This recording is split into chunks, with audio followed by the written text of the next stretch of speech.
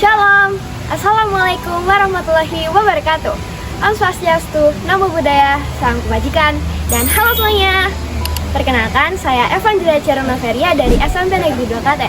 Kali ini saya akan meresensi karya sastra yang luar biasa. Buku ini berjudul Corak-Corak di Toilet, karya dari Eka Kurniawan yang memiliki 158 halaman.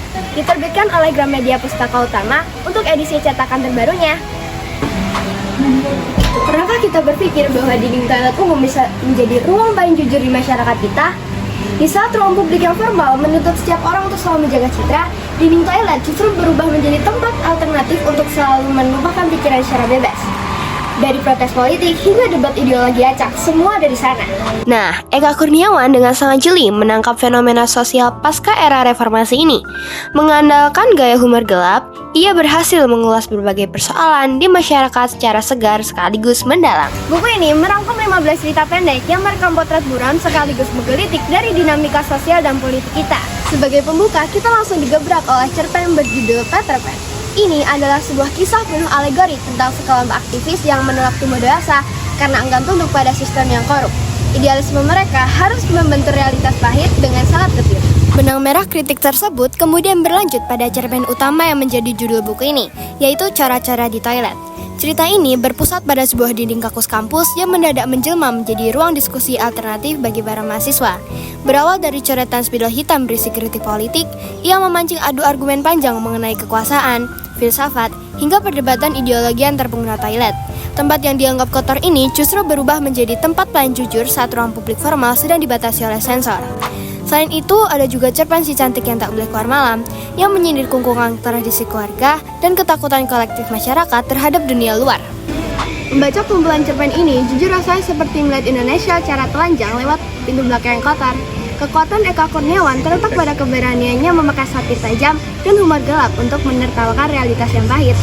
Ketika ruang publik dibungkam oleh ketakutan, toilet justru menjadi mimbar bebas tempat manusia bersuara tanpa topeng kepalsuan.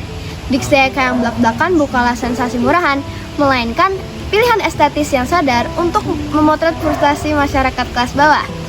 Ia sukses memaksa kita untuk kembali mengintip sisi gelap kemanusiaan yang sering disembunyikan.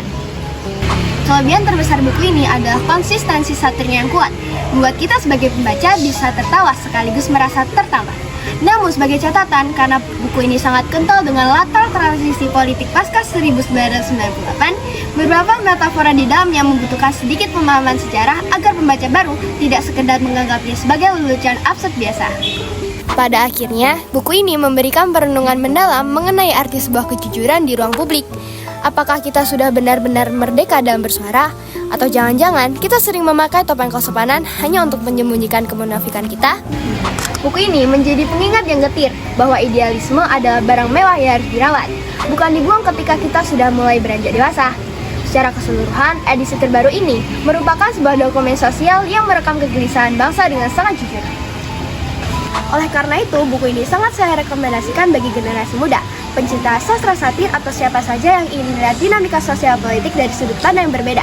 Dari buku ini saya belajar satu hal, bahwa untuk menyampaikan sebuah kebenaran yang megah, kita tidak selalu membutuhkan panggung yang mewah.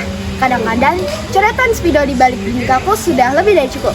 Sekian resensi yang dapat saya sampaikan, kurang lebih yang mohon maaf. Sampai jumpa!